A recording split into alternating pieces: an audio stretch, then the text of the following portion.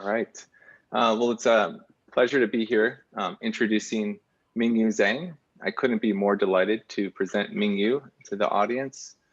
Quite simply, Mingyu is the most productive trainee that I've had the pleasure of ever mentoring. So it's really easy to introduce Mingyu, to write him letters. He's just an incredible person. He also possesses some of the key virtues that I think are necessary for success, not only in academia, but in life. He's incredibly sharp, he's creative, he's, again, extraordinarily productive, as you'll see from his CV. And on a personal note, he's incredibly kind and very generous. So I first met Mingyu at new student orientation at Hopkins. And I think Mingyu is very new to the environment of graduate school. And he had actually been in the infectious disease epidemiology track, but I was a super mentor. So he was at my table. And after my super mentor talk, I went to Welch Center to talk with the cardiovascular epidemiology students, and Mingyu said, "Can I come with you?" So I said, sure. So he came over to the Welch Center and attended that talk as well. And then shortly thereafter, I was fortunate that he ended up switching from infectious disease epidemiology to cardiovascular disease epidemiology. And for that, I just want to apologize to my infectious disease epidemiology colleagues, because you really lost a superstar. So after that happened, I was fortunate to serve as a master's mentor for Mingyu Zhang. He not only accelerated in all of his courses, he took additional courses to learn to code in Stata, SAS, and R. And then he culminated his master's experience by publishing a very high impact paper, maternal exposure to ambient particulate matter 2.5 and risk for high blood pressure in childhood, which was published in Hypertension. And beyond just publishing the paper was picked up by several media outlets and had an impact in the media, but then also was cited by several environmental policy briefs, as well as WHO policy documents. So I think this really started to get the kind of academic juices for Mingyu flowing, and he expressed his interest in doing a doctoral degree. I said it would be good for him to first do a year as a biostatistician in the ECHO program, which had just been launched by Dr. Jacobson. And so he spent a year as a biostatistician working for ECHO, and then came back as a doctoral student to our program here. And 2 years after this master's experience, I now find myself as Mingyu's doctoral mentor.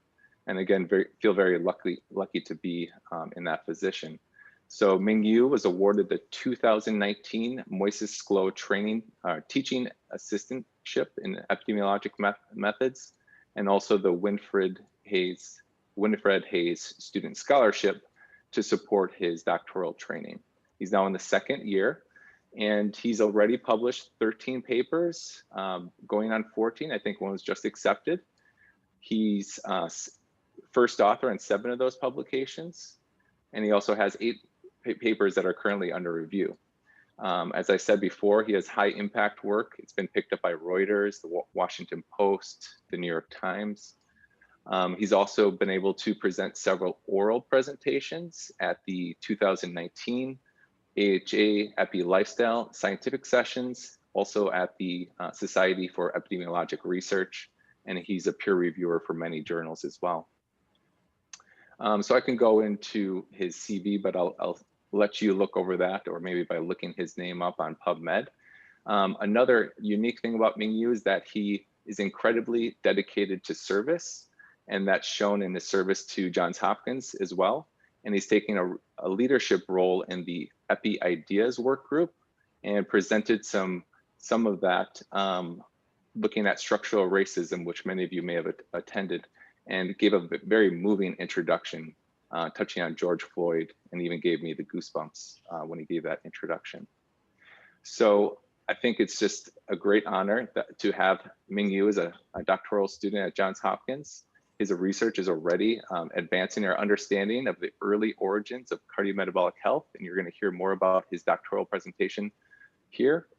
So with that, I just want everybody to welcome Mingyu Zhang. Yeah, Thank you so much for the introduction, Now. You are a fantastic mentor as well. I will save my acknowledgement to the end of my presentation. So now I would like to start my dissertation proposal. And my dissertation proposal title is In Utero Exposure to Heavy Metals and Trace Elements, Maternal and Cord Metabolome, and Childhood Blood Pressure. And I would like to start off my presentation with a quick poll.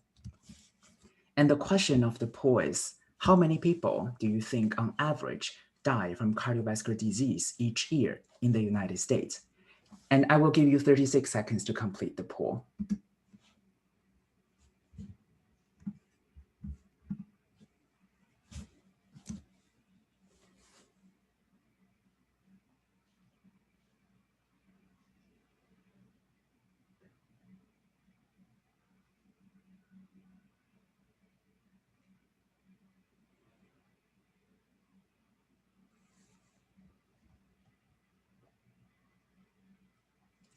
So I give you 36 seconds to complete the poll because in the United States, one person dies from cardiovascular disease every 36 seconds.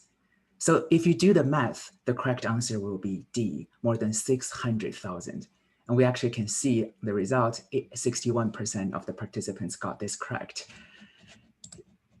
So cardiovascular disease is the #1 cause of death in the United States, and more than 650,000 people die from it each year. So to put this number into context, this is almost 3 times the number of deaths due to COVID-19 in the United States. And if you need another example, 650,000 is more than the current total population of Baltimore. One major risk factor for cardiovascular diseases in adulthood is high blood pressure in childhood. A meta-analysis of 50 studies concluded that blood pressure strongly tracks from childhood to adulthood.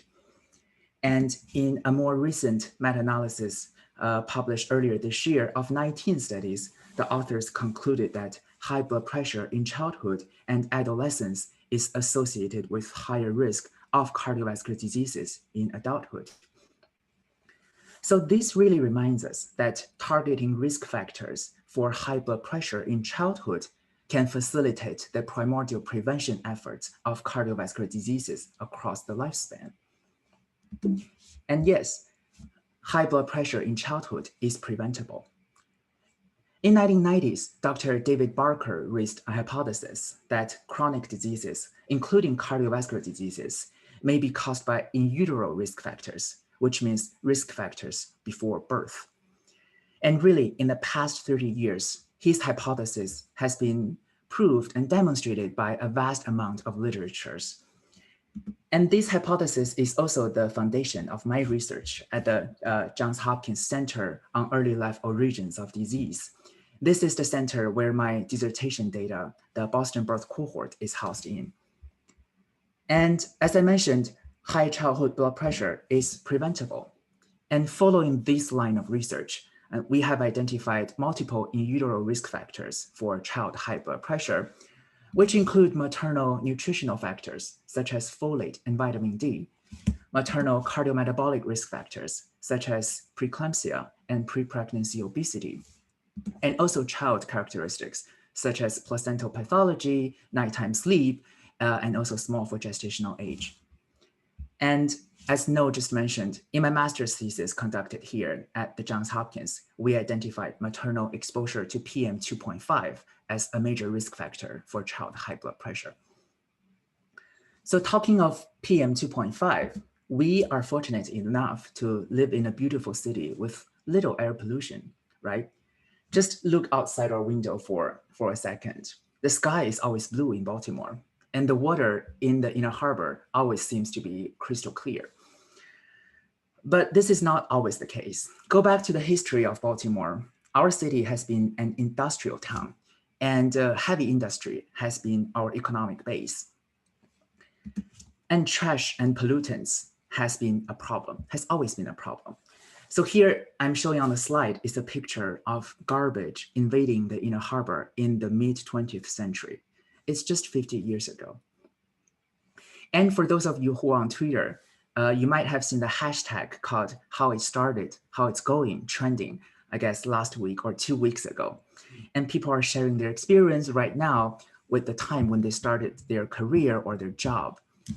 So Mr. Trashwell, the robot that collects pollutants at the Inner Harbor, also posted something. And we can see how it started with all those pollutants in the Inner Harbor and how it's going with a really pretty Inner Harbor in the sunset. But under the clear water of the Inner Harbor, the problems are still there. So last year, the Baltimore Sun published an article titled, "What's Really in Baltimore's Inner Harbor?" In the article, they mentioned that there is an unofficial rule among local members of the scientific community not to disturb the silt along the harbor floor for fear of mobilizing the hazardous toxins and heavy metals. So what are those heavy metals? According to the World Health Organization, lead, cadmium, and mercury are examples of 3 most toxic heavy metals for human health. So as I mentioned, these 3 heavy metals are ubiquitous in the environment, such as the Inner Harbor. They are also very common in our daily life. For example, we can be exposed to lead through air pollution, through plants that uptake lead from the soil. And especially in Baltimore, another major source of lead exposure is through the breakdown of the paint in our home. And if you happen to live in a home or house that was built before 1978, it is likely that the paint used in your home has lead in it. And for cadmium, we can be exposed to cadmium through cigarette smoking and also through air pollution and also through some leafy vegetables such as lettuce and spinach. And we can be exposed to mercury through eating contaminated fish that contains methylmercury. So these heavy metals do not have any physiological role in our human body and can cause harm even at very low levels. We call them trace levels. And they are also very persistent in the environment and are not biodegradable in the environment. So this is also the reason why they can stay in the environment and in our human body for such a long time. And also exposure to these heavy metals has been linked with a lot of adverse health outcomes, which include cardiovascular diseases and hypertension. So in the meta-analysis of 37 studies comprising 350,000 people and published in the BMJ last year, the authors found that exposure to lead and cadmium is associated with an increased risk of coronary heart disease, stroke, and overall cardiovascular diseases. Although the authors did not find association between mercury and cardiovascular diseases, other studies have linked mercury exposure to higher risk of hypertension. So mechanisms on how these heavy metals may affect cardiovascular health include oxidative stress, inflammation, and endothelial cell damage, which lead to higher blood pressure, altered kidney functions, and lead to atherosclerosis and eventually lead to cardiovascular diseases. So this is in general adult population. And to make things worse, exposure to these heavy metals is even more of a problem in pregnant women. According to NHANES study, I guess most of you know it, it's a national representative sample of the US population. So it said metal concentrations were higher in pregnant women compared to their non-pregnant counterparts. And 83 to 98% of the pregnant women had detectable levels of lead, cadmium, and mercury in their body. And also there's a high frequency of metal co-exposure. So I would like to emphasize here again that these heavy metals can cause harm at very low levels, trace levels. So there's really no safe level for metal exposure. So even metals that are barely detectable in human body can cause harm to the pregnant woman and their fetus. So how do they cause harm to the fetus? Because they can cross the placenta and accumulate in fetal tissues to different capacities. So for lead, there is basically no placental fetal barrier for lead to transport. And the lead levels in maternal blood are basically identical to the lead level in fetal blood. And for mercury, they can cross the placenta through active transportation of the amino acid. and accumulate in cord blood. And for cadmium, our study in the Boston Birth Cohort and other toxicology studies have shown that cadmium can also partly cross the placenta and accumulate in fetal tissues. So the fact that these metals can accumulate in fetal tissues suggests that in utero exposure to these heavy metals may actually shape long-term disease risk of cardiovascular diseases of the offspring. But previous studies have been limited. Of course, there are some studies that have examined the association between in utero exposure to heavy metals with child blood pressure, but findings were inconsistent. Some find a positive association and some did not find an association. And these studies are also problematic in that most studies did not examine the association differentially by child sex. And most studies were conducted in white population. And last but not least, a very important thing is most of these previous studies have a relatively short follow-up time. So their blood pressure was really measured in early childhood, like 3 to 5 years.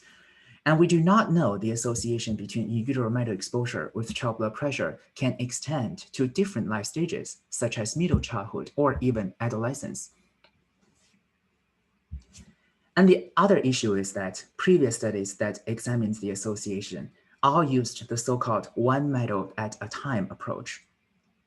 So this means that all these studies analyzed data as if the metal exposure occurred individually. But we know this is not true. Metals may have synergistic or antagonistic effects on human health. And as I mentioned in the earlier slide, the frequency of metal co-exposure is actually very high in pregnant women.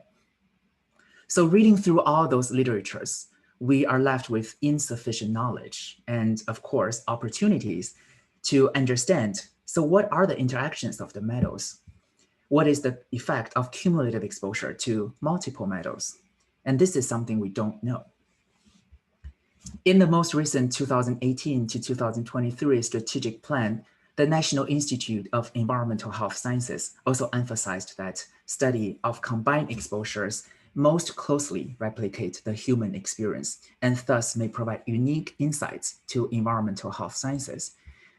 And following this line of research, several studies have proved that metals and trace elements may interact with each other in affecting child neurodevelopmental outcomes. So here I'm talking about trace elements. So what are trace elements? Manganese and selenium are two of them. So I hope all of you have had lunch already because I'm going to show some food pictures that are rich in manganese and selenium. So we can find manganese in mussels, hazelnuts, brown rice, pecans, oysters, and pineapples.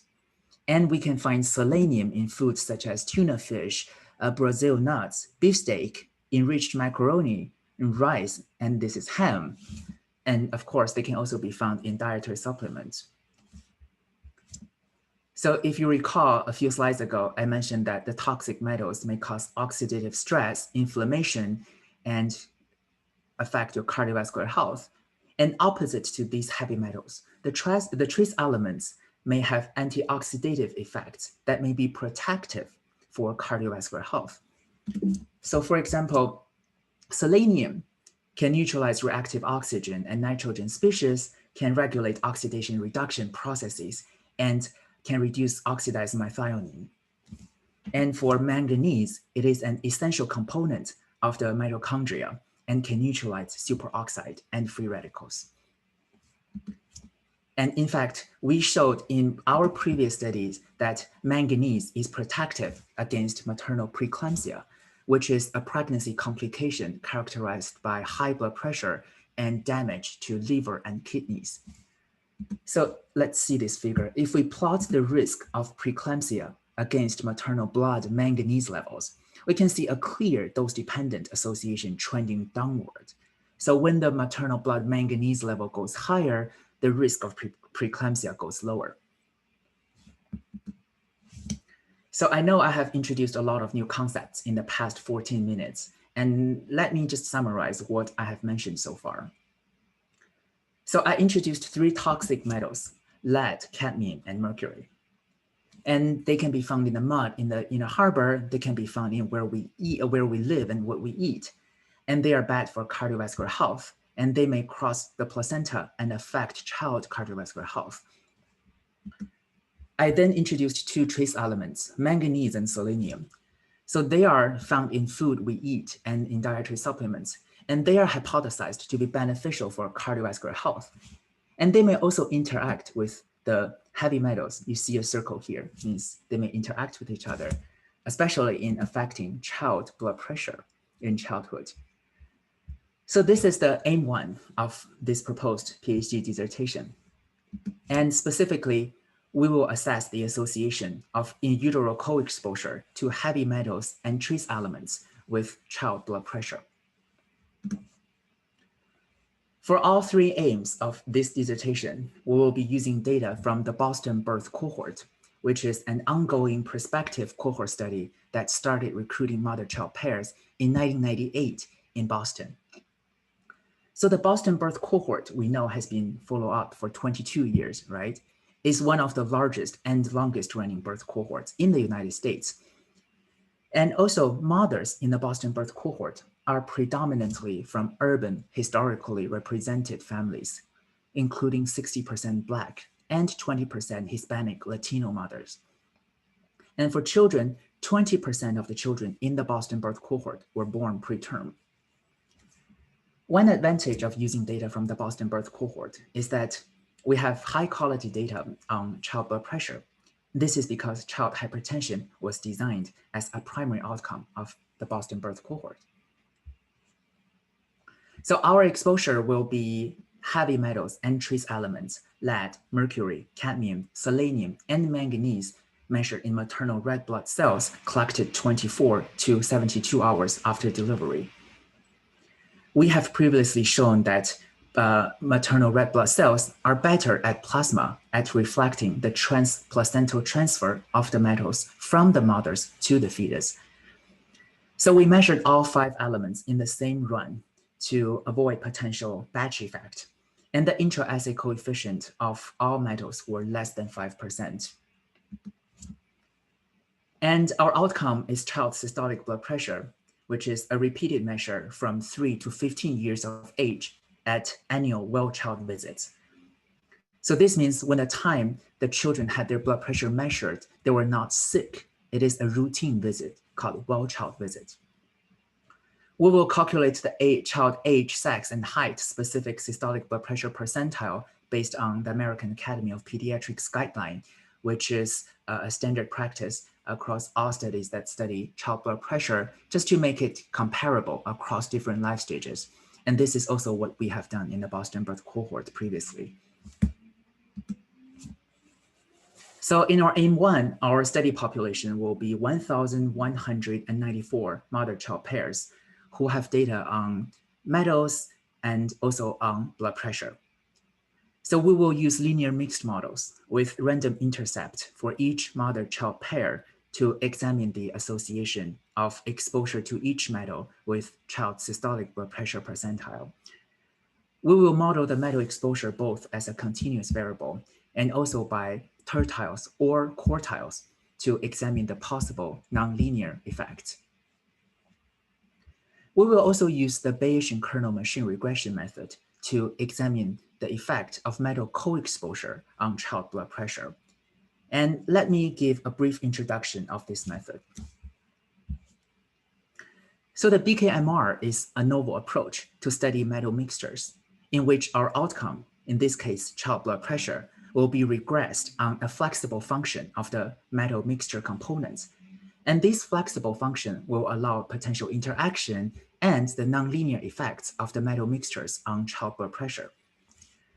Another advantage of the BKMR method compared to other methods that study metal mixture is that the effects of the exposure on the outcome do not need to be in the same direction. So for example, we might hypothesize that toxic metals is associated with higher child blood pressure, while trace elements may be associated with lower child blood pressure, right? And we can do this using the BKMR method. And also, the BKMR models can provide estimates for several associations, including univariate, bivariate, and overall effect.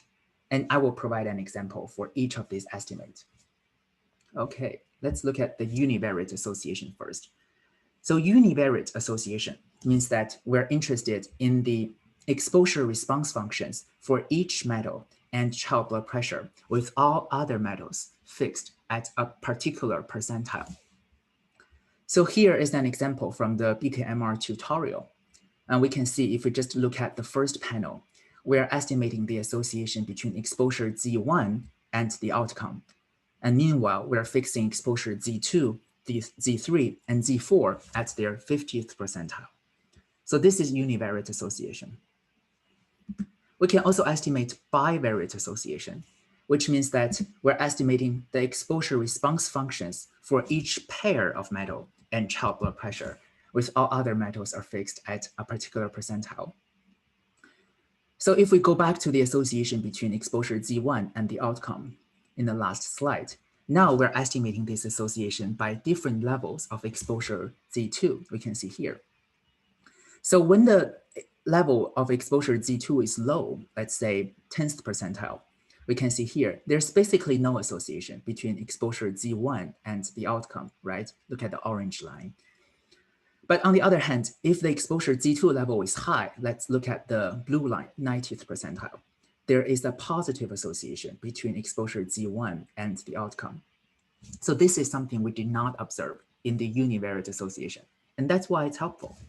And if we do observe this kind of thing in our real data, this will suggest an interaction of the exposure Z1 and Z2 on the outcome, which is pretty exciting, what we want to see. And the third one is the overall effect, which means that we are interested in the difference in child blood pressure when all metals are at a particular percentile compared to when all of them at another particular percentile. Of course, we can also group the heavy metals and trace elements as different groups and examine their overall effect differentially by, let's say, heavy metals and differentially by trace elements. So this is what we could do. And for AIM-1, we will also examine the association by child sex, by maternal race, ethnicity, and also by different life stages. And we want to see whether if there is any association between in utero exposure to metals with blood pressure, whether or not this association is consistent across different life stages. A quick recap. So in AIM-1, we will examine how in utero co-exposure to heavy metals and trace elements is associated with blood pressure in childhood. And in AIM-2, we will utilize maternal and cord blood metabolome data to try to understand the molecular and metabolic pathways underlying these associations. And specifically, in AIM-2A, we will characterize how in utero metal exposure is associated with maternal and cord blood metabolome profiles. And in AIM-2B, we will quantify how these metabolome profiles are associated with child blood pressure. So the question is, what are metabolites? What are metabolites? Our body, we know that, are experiencing metabolism all the time to keep us alive and functioning, to keep our heartbeat, to keep our blood flow, right? So this includes the process by our body to convert what we eat and what we drink into energy. For example, the calories in the food and in the beverages are combined with oxygen to release the energy our body needs to function. And metabolites are the intermediate or end product of metabolism. And to be more specific, they are small molecule chemicals involved in the metabolism of cells, tissues, biofluids, or organisms. And they maintain cell growth, defense, inhibition, stimulation, and also maintain our cardiovascular system. So metabolites are thought of as the result of the genome by environment interaction. And in this study, we are particularly interested in endogenous metabolites, which are metabolites that are produced by an organism, such as amino acid, nucleic acid, fatty acid, vitamins, and lipids, etc. So the reason we try to focus on metabolites in this study is that metabolites are closer to metabolic changes and also to the phenotypes, which in this case, child blood pressure. And they are also modifiable and can potentially provide intervention targets if we do find any of them involved in the etiology of child high blood pressure. And I want to mention that we also have genome and epigenetics data in the Boston Birth Cohort. So if we do find something interesting about metabolites, we can go upwards to examine genome and epigenetics. In a recent scientific statement, the American Heart Association calls for need to use metabolites to better understand cardiac metabolism and also cardiovascular diseases. And in fact, in general adult population, numerous studies have linked metal exposures with changes in metabolic profiles and also linked changes in metabolic profiles with cardiovascular diseases and high blood pressure. But really few studies have done in pediatric population. And in fact, knowledge on how those environmental metal exposures may affect these metabolites and how these metabolites may be associated with blood pressure can really provide a mechanistic insight into the intergenerational association between in utero metal exposure and child blood pressure, which we will identify in AIM-1. As I mentioned, few birth cohorts have data on early life metabolomic data, but Boston Birth Cohort is an exception. And not only Boston Birth Cohort is an exception, we also have data on both maternal metabolites and cord metabolites. So we have identified 438 known metabolites from maternal blood and 399 metabolites from cord blood. So this allows us to understand the concordance and discordance of the association to better understand the mechanistics. So in AIM-2A, our study population will be 1,100 mother-child pairs who have data on metals and maternal or cord metabolites. We will use linear regression models to examine the association between exposure to each metal with each metabolite. And we will examine the correlation of the metabolites and use appropriate methods such as FDR or Bufferoni adjustment to correct for multiple comparison. And similar in AIM-2B, our study population will be 900 mother-child pairs who have data on maternal and cord blood metabolites and child blood pressure. And our outcome is repeated measure of child blood pressure. So we will use linear mixed models to examine the association of exposure to each metabolite and child systolic blood pressure. And we will also correct for multiple comparison.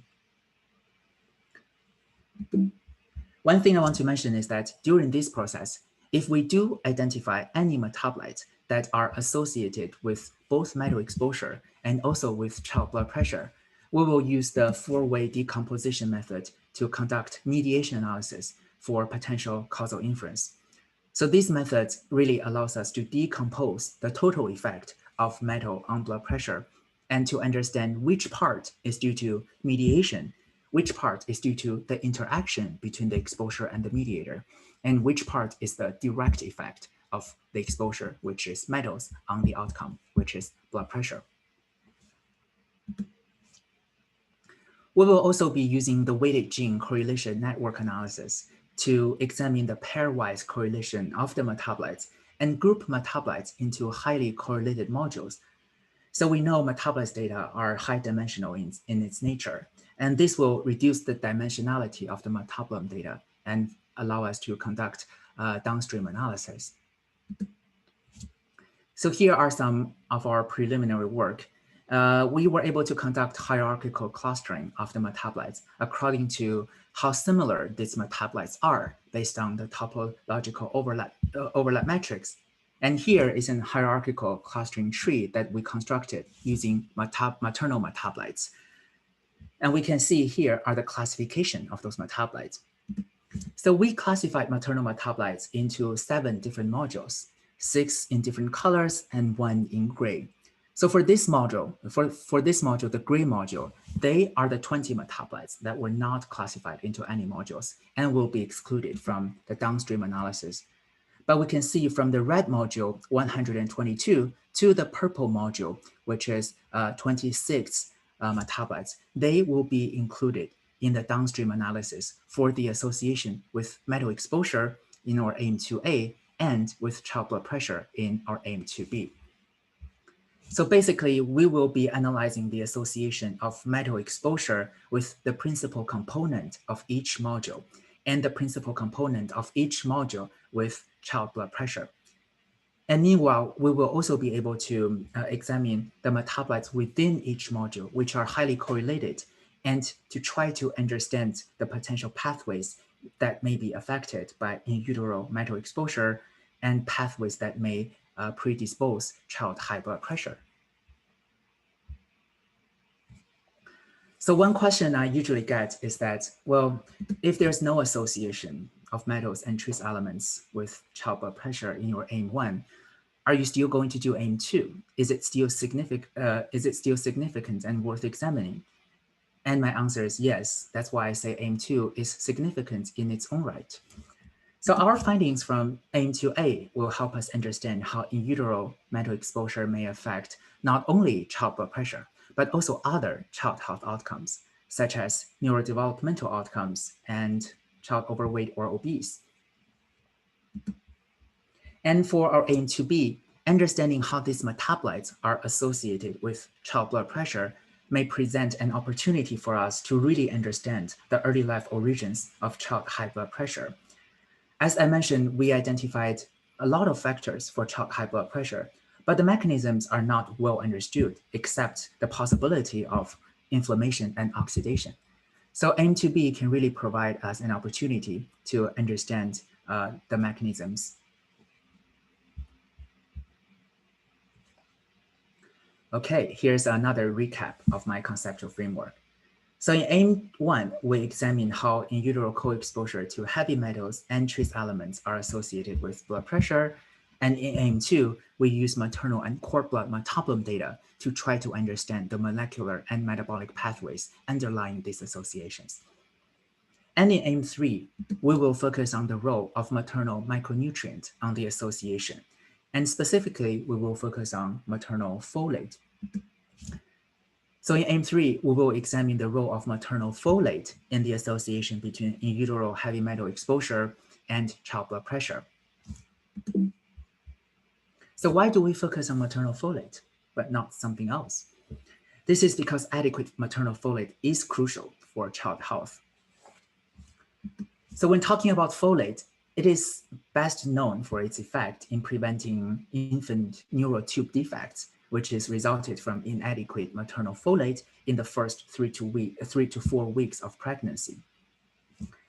But folate is also an essential nutrient that is required for DNA replication and also a substrate for a range of enzymes involved in amino acid synthesis and also vitamin metabolism.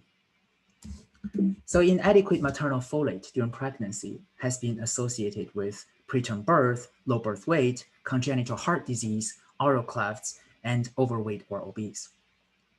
And this is the reason why the CDC, the Institute of Medicine, and also the US Preventive Service Task Force all recommend women of childbearing age to consume 400 micrograms of folic acid per day. And the FDA also requires that flours, bread, and other grains to be fortified with different levels of folate in their products. Except these benefits, folate has also been found to mitigate metotoxicity of child overweight or obese.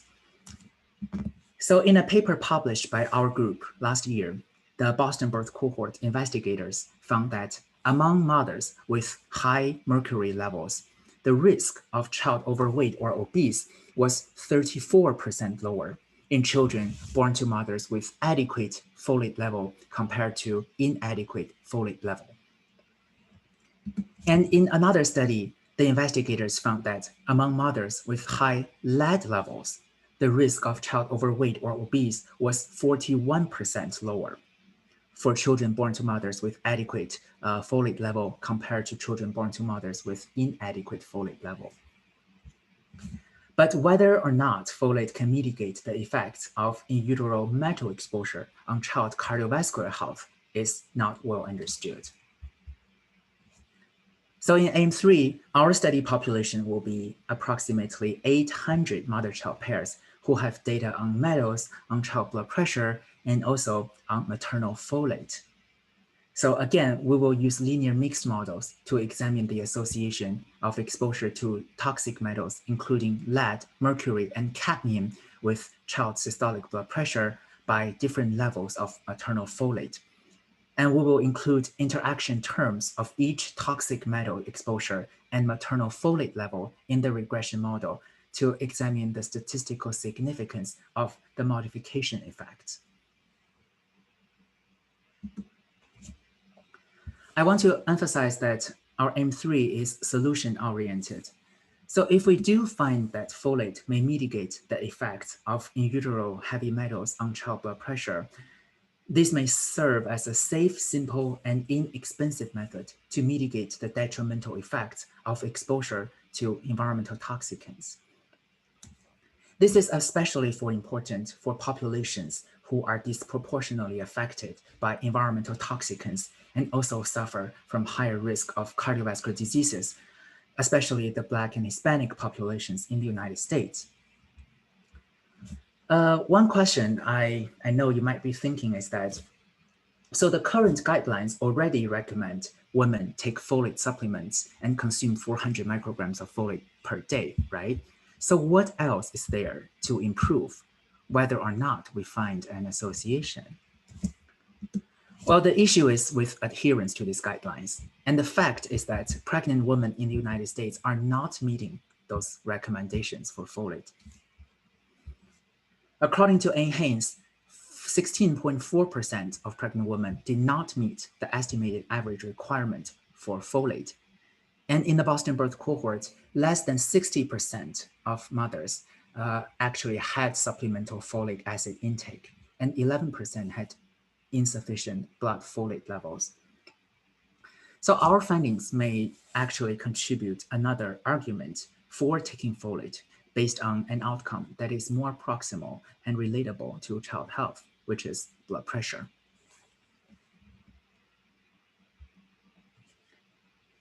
So here I show again the complete conceptual framework of my proposed PhD dissertation. And I can finally show the overarching goal and a complete framework. So our overarching goal is to understand whether in utero co-exposure to heavy metals and trace elements is associated with child blood pressure, to understand the molecular underpinnings by using maternal and cord blood metabolome, and to examine the possible modifying role of maternal folate. And here are my 3 specific aims, which I have previously shown in previous slides already. And of course, there are a few challenges for this proposed study, and we do have solutions for these challenges. So first of all, our study is an observational study, and we cannot totally eliminate unmeasured confounding or residual confounding. So for example, dietary intake is one of the major sources of many toxic metals and trace elements. So one good thing is that we're now cleaning up the maternal pregnancy dietary data in the Boston Birth Cohort. And we do anticipate that we will be able to control for this potential confounder in our actual analysis. The second thing is our study is a longitudinal study, and loss to follow up does exist, and also for potential selection bias. Just to give an example, in AIM-1, some children may have their blood pressure measured, but do not have maternal metal data, and vice versa. Some children may have metal data, but not child blood pressure. And same for AIM-2, some mothers may have metabolite data measured, but not metal, and some vice versa. So to assess this potential selection bias or loss to follow-up, we will compare the characteristics of the participants included in the analytical dataset versus those excluded from the analytical dataset. And if we do observe potential evidence of selection bias, we will use the inverse probability weighting method to address this. And the third thing is maternal folate were measured in maternal red blood cells after delivery. But I want to mention that red blood cells is an ideal biological sample to assess in utero exposure, and their levels are not influenced by hemodilution during pregnancy. And also the lifespan of red blood cells is 120 days, which is 4 months. So red blood cells collected after delivery can represent long-term maternal metal exposure during pregnancy. And the last thing is the transportability of our study findings. It is an advantage that our study population is rich in Black and Hispanic Latino populations. But on the other hand, there is limited sample size for other race ethnicities, including white populations. So this might limit the generalizability of our findings. And we plan to replicate our findings in Project Viva, a birth cohort that started recruiting mother-infant pairs at a similar time point as Boston Birth Cohort, and also in the same region in Boston, Massachusetts. So approximately there's 1,500 mother-child pairs in the Project Viva, and 60% of them were white and 15% were Black. And we may also use data from the environmental influences on child health outcomes. As Noel earlier mentioned, I had the honor to work as a full-time biostatistician in ECHO for a year before I joined the PhD program here at Hopkins. So ECHO consists of 72 cohorts with more than 50,000 children, and this number is keeping going up. And these children are from a wide range of geographical regions in the United States. And based on our data, 46% of the children were white, 14% Black, 6% Asian, and 22% Hispanic. And 14 ECHO cohorts out of the 70 collected data on maternal metal exposure during pregnancy. So here are my public health impact of this proposed study. So first of all, by the time when our projects are finished, we will have advanced in an EHS priority to focus on how chemical co-exposure affects health. And we will have shifted our focus from treating cardiovascular diseases to the primordial prevention of cardiovascular diseases risk factors even before birth. And we will have generated translatable metabolite targeted solutions for reducing metal toxicity on cardiovascular health. And we will guide the development of maternal metal screening strategies during pregnancy, hopefully. And last but not least, we hope that our study will inform policymaking regarding the risk assessment of metal exposures and also guide targeted policies for metal reduction. And for the last point on informing policymaking, we are not just talking the talk. We say this based on our previous experience. So if we go back to the very first slide that we talked about risk factors for child high blood pressure, I mentioned that we found maternal PM 2.5 exposure to be an early risk factor for child high blood pressure. But what I did not mention is that after this paper was published, we received numerous media coverage, but more importantly, in the past 2 years, our work has been cited in several WHO policy documents, including air pollution and child health, and also training for healthcare providers. And our work has also supported a few statements or lawsuits for children who are disproportionately harmed by climate change or fossil fuels. So we are confident that the knowledge generated from this PhD dissertation will also provide evidence on how metals in our daily environment may affect child health and how our environmental regulation policies should never be lifted or rolled back, never, but should only be more stringent in the years to come. And I would like to end my presentation today by quoting the late Representative Elijah Cummings. He said, "Our children are our living messengers to a future we will never see."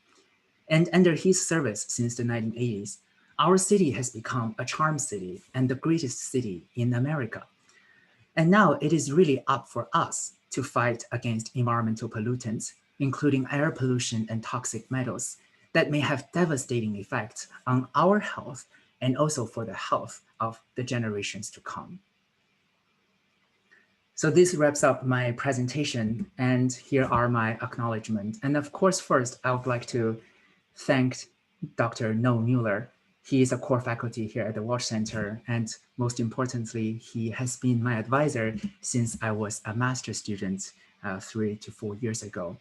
How it started, this was one of the really first times I gave a presentation. I believe this is the Master's Symposium. And this was me and Noah more recently at an American Heart Association meeting. And I just wanted to say, like, being at Hopkins, it is such a fortunate to have such a supportive mentor. And I cannot think of a more supportive and a better advisor than Noah does. Thank you. And I would also like to thank Dr. Xiaobing Wang. She's the director of the Johns Hopkins Center on the Early Level Regions of Diseases and the PI of the Boston Birth Cohort. I have worked with Dr. Wang in the past 3 years as well, and she has been a true motivation for me and very supportive. And she's also a member of my dissertation committee. And I'm also grateful to the rest of my committee members, especially Dr. Alicia Goyard and Dr. Jesse Buckley, and to the academic support corps in the Epi department. And this work could not have been possible without the help from the Boston Birth Cohort team. And I'm also thankful for all my mentors and collaborators, especially Dr. Apple, Dr. Mikos, Dr. Benjamin Nillen, and at the Echo Deck, Dr. Jacobson, Dr. Kress, Dr. McGrath, and many others, my friends at Echo Deck. And a special shout out to the doctoral seminar teaching team and my 3rd year Epi doctoral cohort and the Epi Ideas work group and also the Mueller research group. And some of you have listened to this presentation, I guess, more than 3 times. And thank you for still staying on in the Zoom. And of course, I would like to acknowledge my family and friends. Here are my mom, my dad, my grandma, and my grandpa on the slide, especially my mom and dad. And I know they are on Zoom call right now. It is already 2 a.m. in Beijing with a 13-hour time difference, but they really want to listen real time my presentation. And thank you so much. I'm glad it's Saturday tomorrow, so you can sleep until maybe 12 noon tomorrow. So thank you for all the support, really. And yeah, so this wraps up all my presentation, and really thank you for listening. I know I'm running a little bit over time, and I guess we might still have time for 1 or 2 questions. And if you have any questions that want me to answer, please feel free to send me an email or DM me on Twitter. Thank you.